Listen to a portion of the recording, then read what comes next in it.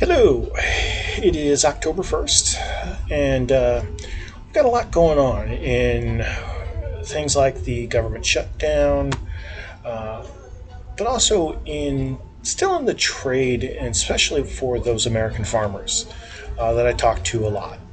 You know, we we got to be a little honest with ourselves and with the people that make the decisions.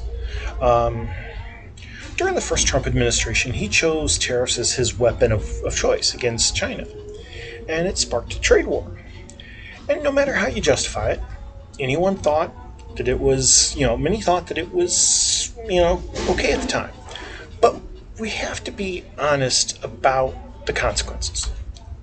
You know, China struck back on the U.S. soybean farmers, slowing purchases throughout 2018 and 2019.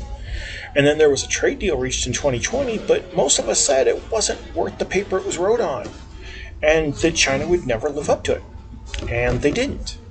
Now, some people started saying that, well, if the Republicans had stayed in, if Donald Trump had stayed in, it would have been honored, and this is all Joe Biden. That's dishonest. Tariffs are like a single shot rifle. And once you fire, you only get that one chance. Trump fired, but it didn't take China down. Instead, China remembered who pulled that trigger and began investing in more reliable partners. Brazil welcomed them. Under former President Jair Bolsonaro, Donald Trump's self-described friend, China poured billions into Brazilian ports, railways, and farmland. In just a few short years, Brazil's soybean production surged nearly 45%. And that was no accident. It was the result of China finding a new supplier, while Americans burned bridges. Now Trump has returned to the office in 2025.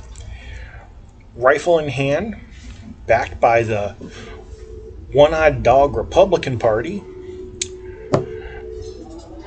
But when he points at China, this time he finds they are wearing Brazil and other nations as a bulletproof vest.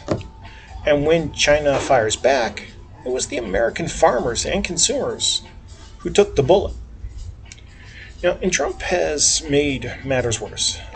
In a fit of personal loyalty, he slapped tariffs on Brazil, not because trade imbalances, but because Brazil convicted his friend, Bolsonaro. What do they say, birds of a feather?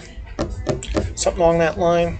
So while China buys record crops from Brazil, Trump punishes them for daring to hold Bolsonaro accountable.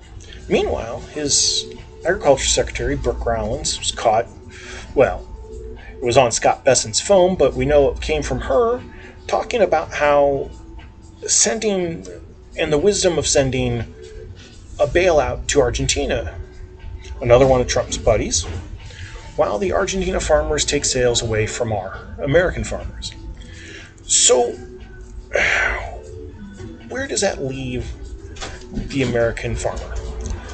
Holding the bag, waiting for bailouts, the paper over what was predictable and preventable. And while the president rushes to protect his foreign friends, the people who actually feed America are told to be patient or sacrifice their farms for someone else's political convenience. And now with the shutdown, it's going to probably take even longer before they get money. The big farm associations, American Soybean Association, the National Corn Growers, they stay quiet. They try to find ways of saying things without coming down to what it really is. They made a mistake by telling their members to back a man who, in return, did not benefit them, whose plans were never going to benefit them. So many of their members will go bankrupt in the next year. The USDA itself is already projecting a wave of farm bankruptcies in 2026. And let's be blunt, asking the American consumer to bail out farmers who voted for the very man that sparked this trade war is a hard pill to swallow. Um, you bet your business on sales to China. You elected a man who openly promised to pick a fight with China. That wasn't smart. And now everyone else is asked to foot the bill. And yeah, there's plenty of farmers who didn't vote for him. But there's always collateral damage, unfortunately, when you start a war or a trade war.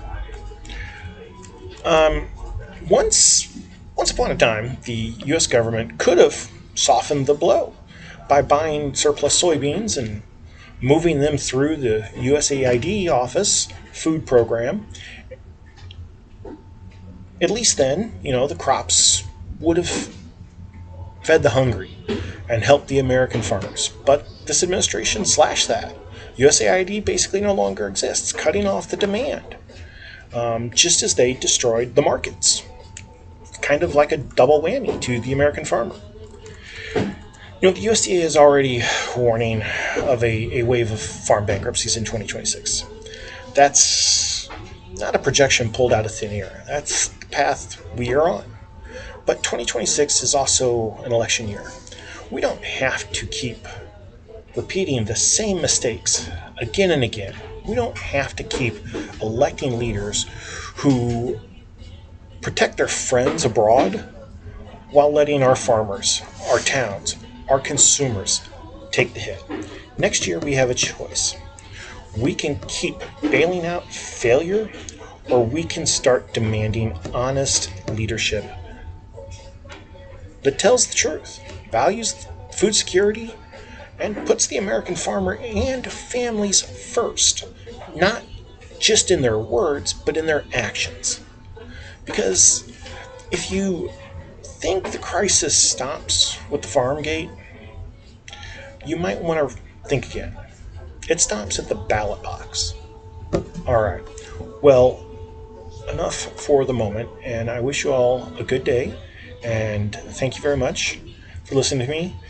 If you like what I have to say, please subscribe, and you have a wonderful day again. Thanks.